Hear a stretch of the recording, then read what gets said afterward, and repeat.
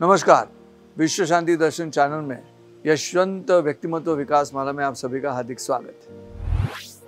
ये जो यशवंत व्यक्तिमत्व विकास माला है, इसमें हम कई तरीके से सेहत का विचार करने वाले हैं। शरीर माध्यम खलु धर्म साधनम ऐसे कहा गया है। उसमें योग है, कुश्ती है, खेल है और कई प्रकारों के माध्यम से हम उस तरफ जाना चाहते हैं जहाँ आज के युवा वर्ग की सेहत भी अच्छी हो, सबकी सेहत अच्छी हो। पिछले कई एपिसोड से हम देख रहे हैं सुश्री हर्षा बोरा जी आपके सामने योगासन कर रही थी, सिखा रही थी। आज के इस योग कार्यक्रम में हम सीखने वाले हैं योगासन और आज के योग गुरु है, उनका नाम है सुश्री साधनाताई काळे।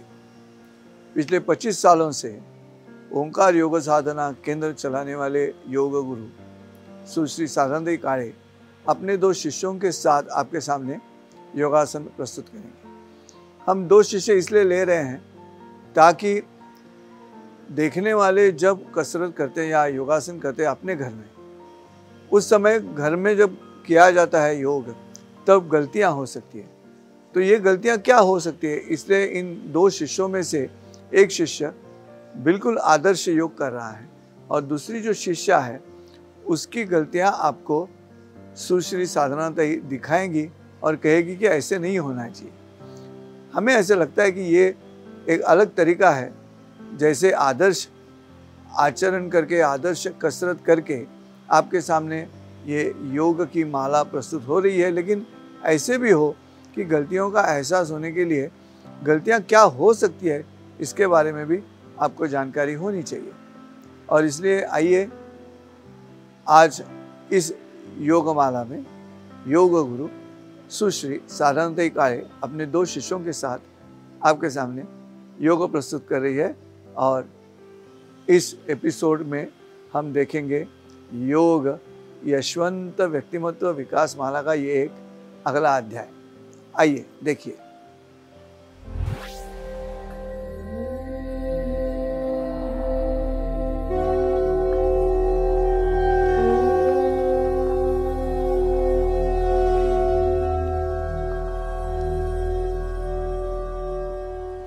हरिओम।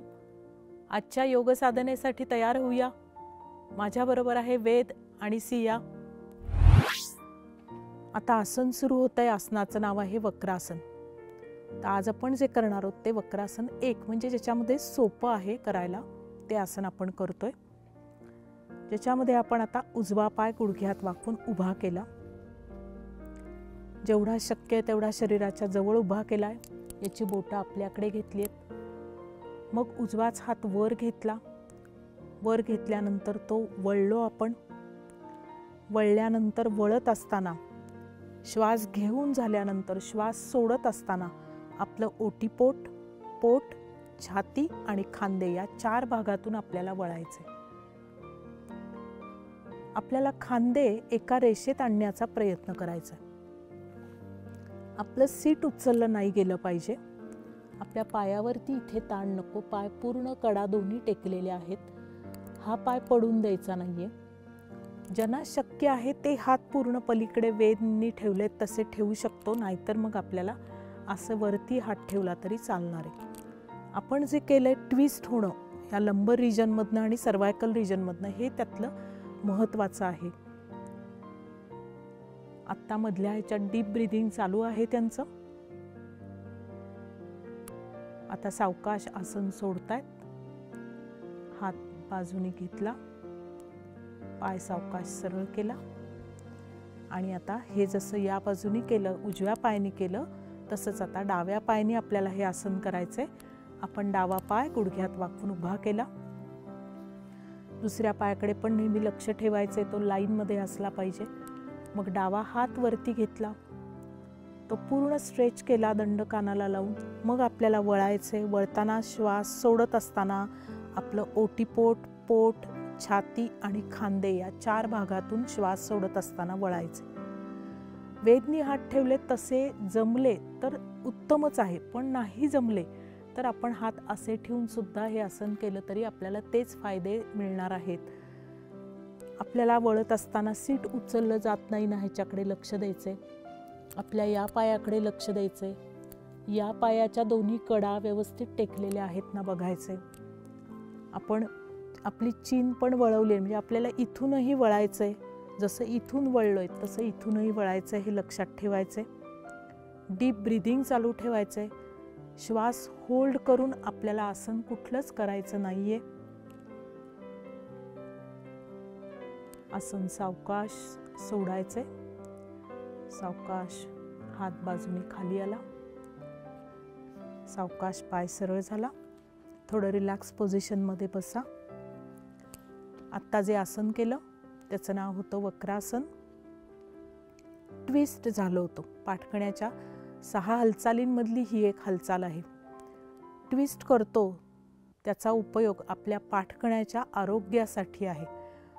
वळल्यामुळे आपल्या 2 मणक्यांमध्ये असलेलं अंतर आणि त्याच्यामध्ये असलेलं फ्लुइड याच्या आरोग्यासाठी, थोडक्यात आपल्या पाठकण्याच्या आरोग्यासाठी हे आसन अत्यंत उपयुक्त आहे. त्याचबरोबर तुम्ही ट्विस्ट होता त्यावेळेला तुमच्या संपूर्ण पोटामधले जे स्नायू आहेत आणि तिथे लहान मोठं आतडं, लिव्हर, स्प्लीन, पँक्रियाज, तर हे पँक्रियाजच्या इन्शुलिनची निर्मिती करणारी जी ग्रंथी आहे ते ॲक्टिव्ह होण्यासाठी या आसनाचा उपयोग होतो.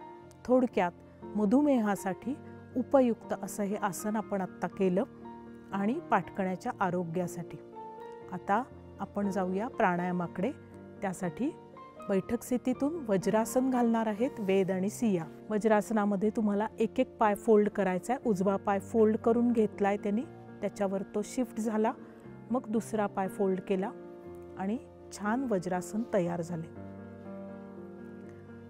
टाचांच्या गॅपमध्ये बसलाय आपण. वेदला बॅक साईडने दाखवायला सांगूया. बरेचदा तिथे चूक व्हायची शक्यता असते. हे अंगठे सुद्धा एकमेकांवर न आणता किंचित एकमेकांना टच झालेले. आणि पुढची बाजू सियाची बघूया की हे दोन्ही गुडघे एकमेकांना लावलेले आहेत आणि मागच्या बाजूनी असं आहे. हे आसन कोणी करायचं नाही हे महत्त्वाचं आहे. ज्यांना गुडघ्याचा त्रास आहे त्यांनी हे आसन अजिबात करायचं नाही आहे. मग तुम्ही साधना कशी करायची, तर तुम्ही साधी मांडी घाला. सुखासन असं त्याला म्हणतात. खाली एखादी उशी घेऊ शकता, खुर्चीवर बसून करू शकता, पण जे चालत नाही ते करू नका. गुडघ्यांसाठी हे आसन चालणार नाही आहे.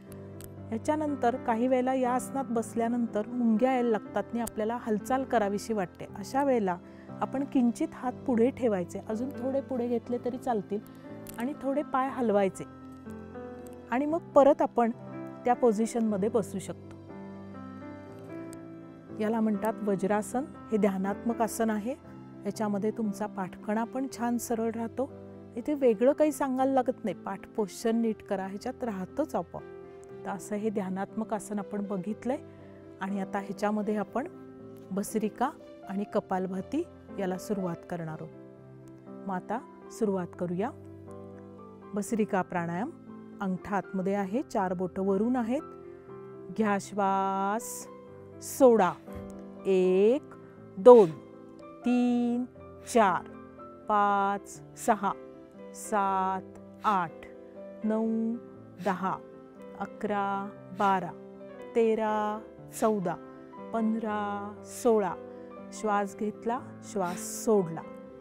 ह्याच्यामध्ये होणाऱ्या चुका बघूया की बरेचदा हात अर्धेच उघडले जातात, असे एवढेच. आणि हात शरीरापासून लांबून नेले जातात. तर आपल्याला कानाजवळून हात न्यायचेत आणि पूर्ण छान उघडायचेत. पुन्हा खाली आणताना शरीराच्या जवळ आणून इथे लावायचे बरगड्यानं. ही अशी छान मुवमेंट करायची. आपल्याला वाटतं आपण केले आणि एवढेच हात उघडले जातात.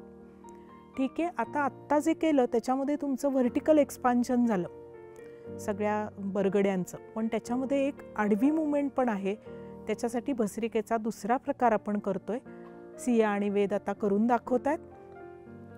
ज्याच्यामध्ये आपल्याला खांदे पूर्ण कानाकडे न्यायचेत, मागे घ्यायचेत आणि खाली घ्यायचेत. आता अजून श्वासाचं केलं नाहीये.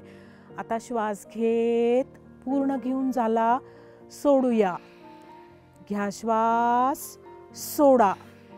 1 2 3 4 5 6 7 8 9 10.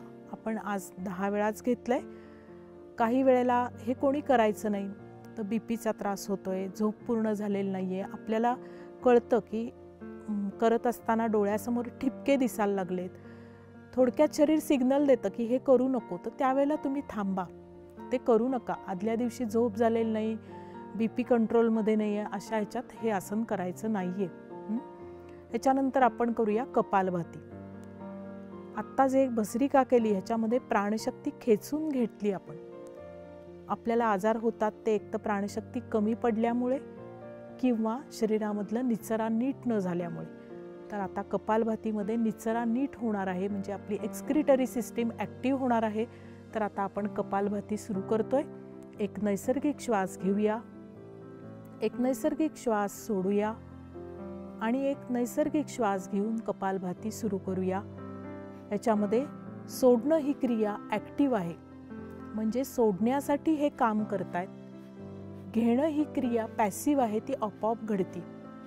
ह्याच्यामध्ये तुम्ही बसल्यानंतर पोश्चर नीट असेल तरच आपली जिथे अपान वायू आहे त्याच्यावर हे काम केलं जातंय कपालभातीचं. त्याच्यामुळे बसताना आपलं पोश्चर नीट पाहिजे. काही वेळेला ही हालचालच सुरुवातीला नवीन असताना लक्षात येत नाही, मग त्यासाठी आपण जीभ बाहेर काढून करून बघायचं.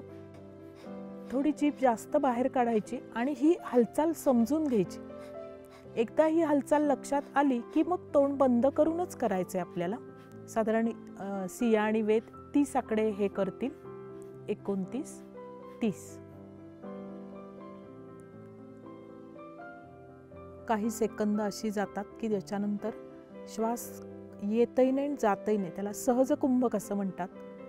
ज्या वेळेला शरीरामध्ये सकारात्मक परिवर्तन घडतं तो क्षण, ती सेकंद आपल्याला पकडायचेत, म्हणजे अनुभवायचेत.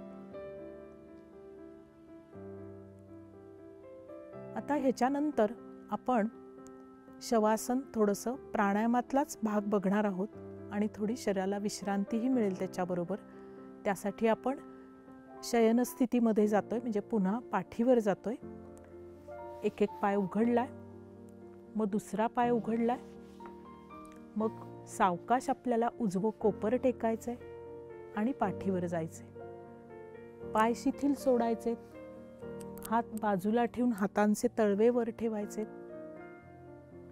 आणि थोड्या वेळ शरीर शिथिल सोडल्यानंतर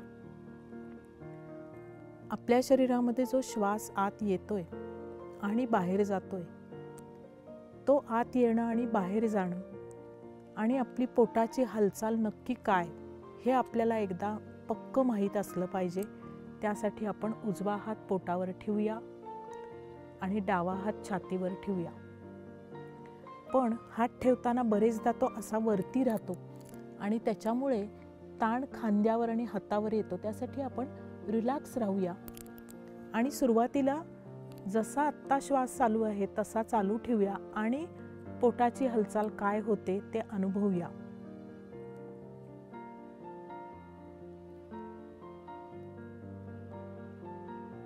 कारण नवीन असताना बरेचदा असं होतं की श्वास घेताना पोट बाहेर येतं का आत जातं हेच पक्क नसेल तर आपण पुढे जाऊन चालणार नाही. त्यामुळे आपण हे नीट समजून घेऊया की श्वास घेताना पोट वर येतंय आणि श्वास सोडताना पोट आत जाते. याला उदर श्वसन असं म्हणतात किंवा ॲब्डॉमिनल ब्रीदिंग असं म्हणतात. श्वास घेताना पोट वर येते आणि श्वास सोडताना पोट आत जाते. आता तेच लक्ष छातीच्या इथे आणूया, ज्याला चेस्ट ब्रीदिंग असं म्हणतात किंवा थोरॅसिक रिजन मधलं ब्रीदिंग असं म्हणतात. आता त्यांचं लक्ष त्यांनी छातीच्या भागाकडे आणलंय.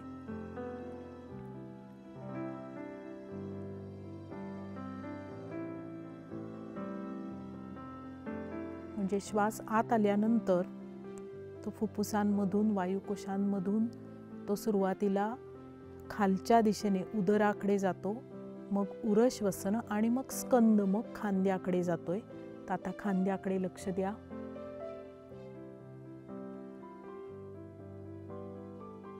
आणि सोडत असताना पण पोट आत जातंय, मग छातीतून तो बाहेर, मग तो घशातून मग नाकपुड्यातून तो बाहेर जातो.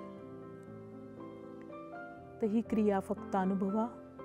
श्वास आत येतोय, पोट सावकाश वर येतंय, मग तो छातीमध्ये भरला जातोय, मग स्कंद खांद्यामध्ये भरला जातोय, ज्याला क्लॅव्हिकल ब्रीदिंग असं म्हणतात. श्वास सोडताना हळुवार पोट आत जातंय आणि नाकपुड्यातून श्वास हळुवार बाहेर जातोय. दोन्ही हात सावकाश जागेवर घ्या. श्वासाबरोबर आपलं मनही शांत झालंय, शरीर शांत झालंय, शरीराला आणि मनाला पूर्ण विश्रांती मिळाली.